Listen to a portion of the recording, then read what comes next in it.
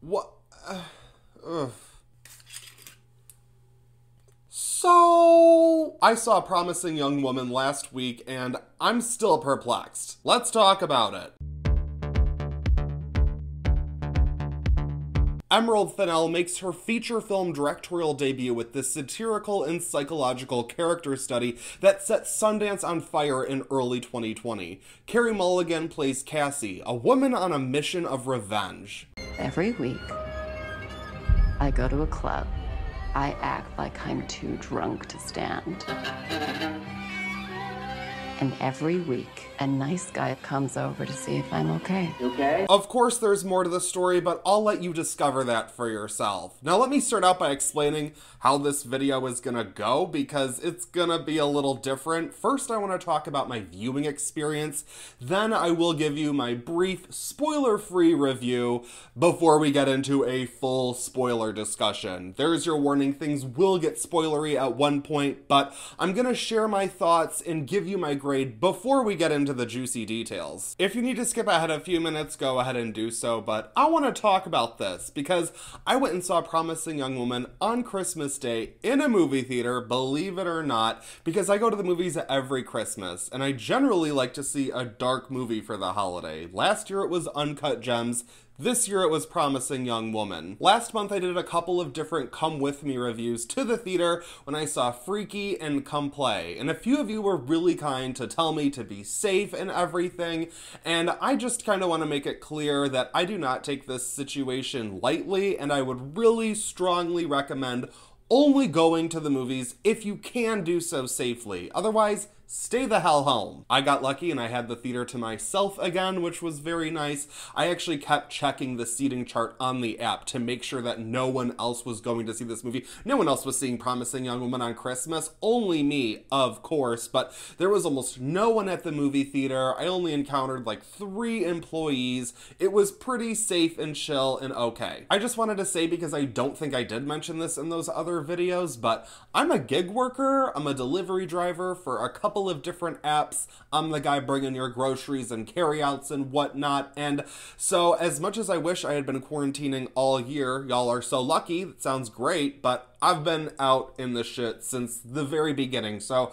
I've become very comfortable being in public, keeping my mask on for long periods of time, maintaining distancing, all of that stuff. I think I've gotten pretty good at it. I'm kind of a professional, but I strongly encourage, I truly do, just don't go to the movies, don't go anywhere, don't, just stay inside, wear a damn mask.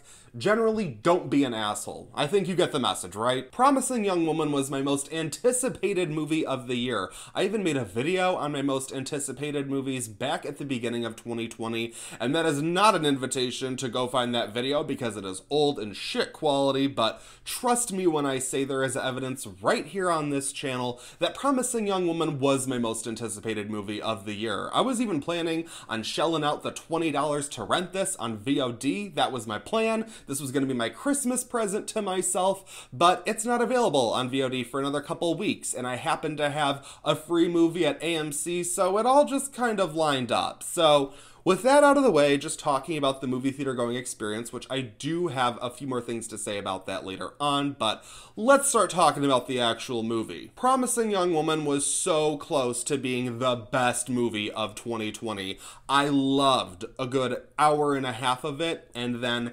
hated about 20 minutes of it, but all of my negatives have to do with spoilers, so let's talk about the positives instead. First off, hats off to Emerald Fennell for creating this movie. The aesthetic of it is so pleasing to me personally. It's like this candy-coated, bubblegum filtered look at some of the grittiest aspects of life, particularly the challenges that women face on a daily basis. Not only is the cinematography on point, but the soundtrack is almost a character itself.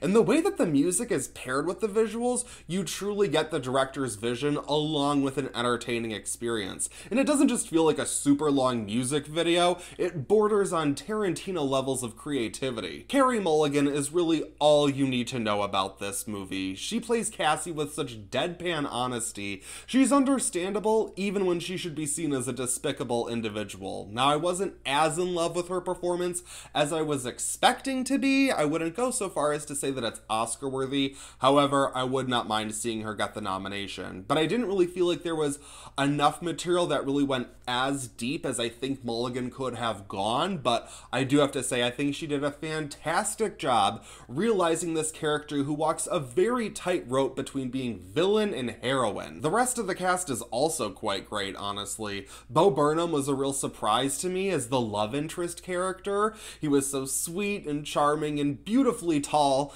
You've also got Laverne Cox, Jennifer Coolidge, and Connie Britton in some small roles, but Alison Brie was a real standout to me. I'm a big fan of Alison Brie's, but I don't always love her performances, and I thought she just knocked it out of the park in every one of her scenes. What I really appreciate about Promising Young Woman is the way that it handles its subject matter. Almost every scene is designed to take on talking points that are used within the conversation surrounding sexual assault, but it doesn't feel ham-fisted. It's like the opposite of Black Christmas 2019, in that we don't feel like we're seeing a Twitter fight play out on screen. The film actually tackles some of these opposing stances and then challenges them within the proper context. It's like the best debunking video ever.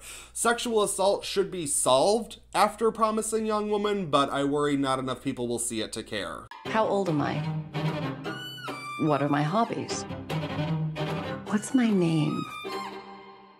Sorry, maybe that one's too hard. One last thing that I want to say about Promising Young Woman in this spoiler-free section is just how much I enjoyed simply watching this movie. In my reviews for Freaky and Come Play, I talked about how it didn't really feel like I was returning to the movies. It felt like I was watching them in some sort of like facility or hospital. It just didn't feel right, but I think I needed the right movie because while I wasn't entirely satisfied with Promising Young Woman, I was so swept up in the plot that I was along for the ride, and it really did feel like I was back at the movie. So while it wasn't perfect for me, I think I'm always going to appreciate it for giving me that experience. Promising Young Woman is a singular vision that fuses excellent performances with bold writing. This should serve as a full revitalization for Carey Mulligan's career, and I can't wait to see what Emerald Fennell does next. I'm going to give Promising Young Woman a 3.5 out of 5. Now I want to get into spoilers, and I truly don't want to ruin this for anyone.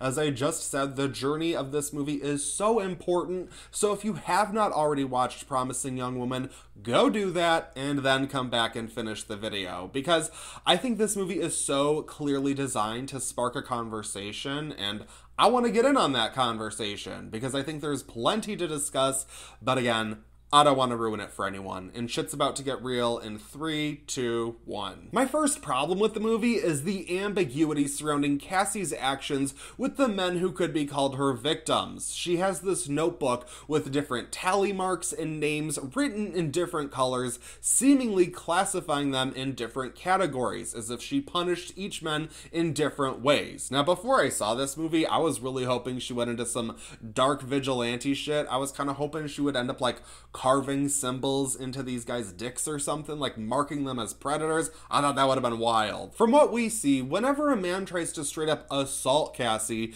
she basically scolds them and reverses their own talking points on them to make them feel stupid, which is great in a way because it makes any audience member thoroughly examine the line of thinking of the creepers. But this is where we fall into tricky territory, because while I would have loved to see Cassie do some real dark shit like I was thinking, that doesn't mean that she needed to. The problem is, the movie itself seems to imply that there's more going on there without ever exploring it. Let's take the opening for example, because Cassie picks up a guy from a bar, his name is Jerry, and he's played by Adam Brody, and they go back to his place where he tries to assault her before she reveals that she's sober and he's fallen into her trap. But the scene ends before we can see what happens, as if we are going to get the full picture later on, but we never do. We then cut to Cassie walking down the street the following morning as we see there are now red smears on her clothing. But it's not blood, it's actually ketchup dripping from the cheeseburger that she's eating as she walks. So it's kind of supposed to make us believe that maybe she did something at first, only to then say, no, actually it's just ketchup, ha ha ha ha ha. And later on in the movie, as Cassie is trying to pick up another dude from a different bar, Jerry is mentioned, so we know that he definitely survived his encounter with Cassie body to warn others of dealing with her. I don't mind ambiguity. In fact, I really enjoy when a filmmaker will lay out the puzzle pieces and then allow us audience members to put the picture together ourselves.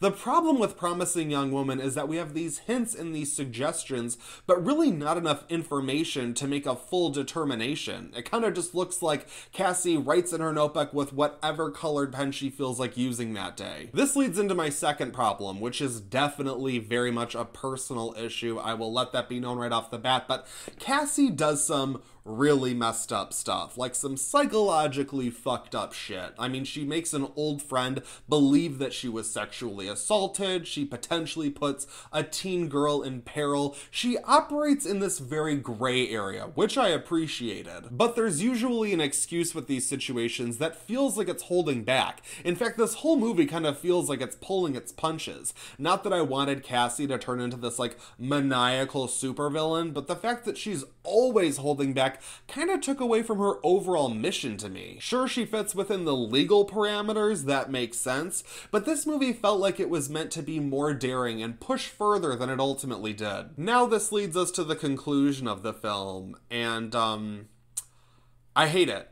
I hate it so much. I hate it. I hate it. I hate it. I hate the ending of this movie. I didn't believe it. As I was watching it, I was like, this is not happening. This is not the end. I kept thinking we were going to pull back and there would be like some dream sequence. We would wake up and get to the real ending.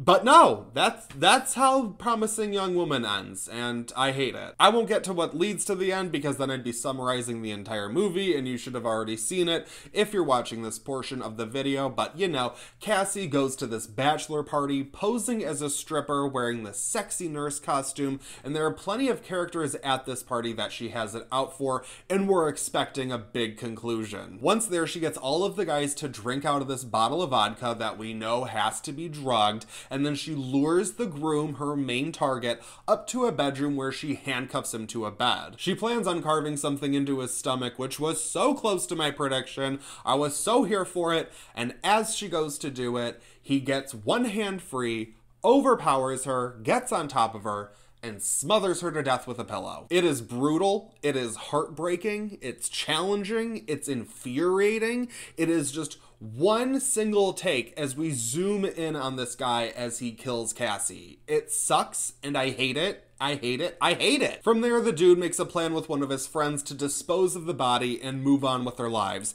And this is where we get the reveal that Cassie has set up some evidence to be released in the event of her disappearance. And the bitch-ass dude is caught anyway. But Cassie was still murdered in the process. Listen, I get the messaging here. You have this one woman go up against the system, and even with one hand tied behind his back, this bitch-ass dude snuffs out this angel in mere minutes. I totally get what Fennell is trying to convey with her work here, but I'm just left going, fuck, why? I don't know. Part of me totally accepts that this is a fully realized vision of a director, and she definitely accomplished what she set out to do. And the other part of me wants to challenge that, because I totally get that this ending is supposed to be a gut punch, and that there were plenty of misdirects in order to make us believe we were getting a different ending. But that's kind of where the problem is, because I don't necessarily feel like this conclusion lines up with the rest of the material. Almost every scene of this movie is selling what the purpose is, so the fact that the ending decides to use such a strong action to drive that point home kind of feels like it actually undercuts the overall message of the movie. As opposed to seeing a true breaking of the wheel, it feels like we see the system just hit rinse repeat. And I have to say, since my main focus is horror on this channel, I hate seeing death scenes where people are drowned or asphyxiated. That stuff is just truly disturbing to me. I guess it's the fragility of life that freaks me out, but to see a character built up in such a way, just to then have them snuffed out in such an unceremonious manner, it really struck a wrong chord with me. And I get it, we're supposed to be mad about this, but I just... Ugh. This reminds me of Sorry to Bother You, a great indie film that came out a few years ago that was also this big, flashy, colorful Sundance favorite, this directorial debut from this visionary creative, and it had a third act that just did not work for me at all. But I kind of wish Promising Young Woman went as bonkers as Sorry to Bother You, because that's just kind of what I felt like would have been really satisfying. I wish I had some deep, meaningful insights to add to the conversation as opposed to just whining about my problems with it, but I want to talk about some of the obvious problems that, looking back on it, it really doesn't sit well with me, because we're supposed to believe that Cassie has this mastermind plan that all comes together in the end, but it's like her plan was to die. That's a pretty stupid plan, and let me just say this, I haven't been to medical school, I'm no genius, but here are a couple little steps that Cassie could have taken to not get fucking murdered. First off, why on earth didn't Cassie drug the groom? Like, I can understand maybe she wanted him to feel the pain as she carves into him, I get that, but she also should have known what a dangerous situation she was in. She should have knocked his ass out, and even if she didn't, why didn't she tie his feet up? Hello, like, has she never tied someone up before? I mean, hello, that's what you do. And you also don't use flimsy-ass sex store cuffs. They're not real handcuffs. They break. It's hard to be like, wow, what an amazing mastermind plan, when, like, very easy, simple steps could have been taken to, like, you know, avoid this entire ending. And that's where it gets problematic for me, because I feel like this movie is so well planned and designed in a way, yet it's designed to go through this really horrible situation just to then have this, like, to me, very unearned, uplifting ending, which it doesn't work for me. It really doesn't sit well at all. Like, as the cops show up at the ending and they're arresting the dudes, and it's like, oh, they're caught. It's just kind of like, yeah, Cassie already had that video that she could have used to ruin all of their lives, and also went on and lived her own life herself. I really don't get it all why she needed to die in order to drive home this message. I really feel like this was a situation where you have a writer-director who just wants to do a thing, so they do a thing. And it clearly, I hated it. But I do want to say that even though I hate that ending so strongly, I really appreciate that this movie made me hate it so strongly. I gotta say, with a year filled with so many direct-to-streaming movies, we've seen what the studios have chosen to hold on to release in theaters, and they've definitely just given us the fucking sloppy seconds, the garbage, the trash, and I have just been watching so many bland, boring, basic movies, and I have to say that made me really appreciate Promising Young Woman for making me feel something, and for making me go along for the journey, and honestly making me really love the movie theater going experience again. Well, I better wrap this right the fuck up, shouldn't I? Thank you guys so much for watching this video, this extra long, extra rambly, extra uncoordinated at all video. I really do appreciate it. Let me know what you guys thought of Promising Young Woman, especially if you disagree with me. Hell, I welcome the opposition. Again, I think this is a movie that is definitely meant to spark a conversation, and I want to have that conversation with you guys, but just to be safe, mark any spoilers with spoilers in the comments if you would, just because I really don't want this to be spoiled for anyone. This really is one of the most special movies of 2020, even though it's yeah, you know how I feel about it. But if you liked this video or you disliked it, hit one of those buttons. You know what to do. If you're interested in more of whatever this is, subscribe to my channel, hit that bell, and turn on your notifications. That way you don't miss any creepy content. Follow me on Instagram, where you can send me all of your requests and comment on the few posts that I ever put up there. God, I suck at this. I guess this is my last video of 2020, if it does go up in time. So I just want to say thank you guys so much. I started this year, I want to say, with like under 200 subscribers. I don't even remember, but like, even what little growth I have had, it's huge to me, because it's just, this channel has kind of been the thing that got me through 2020. It's been rough for all of us. So to be able to have this creative outlet and to be able to interact with you guys really has been the bright spot for me. And I'm really looking forward to bringing more of Watch This Now to you guys in 2021. Whatever it may be. I know, I'm sorry, I'm so all over the place. Feel free to let me know what you think about all that. Thank you guys again so much. I don't know how to say it enough. I just don't. I just say thank you over and over and over again. So one last time to wrap up 2020. Thank you guys for watching this video. I greatly appreciate your support as always. That's it for this video, but I won't stop you from watching another.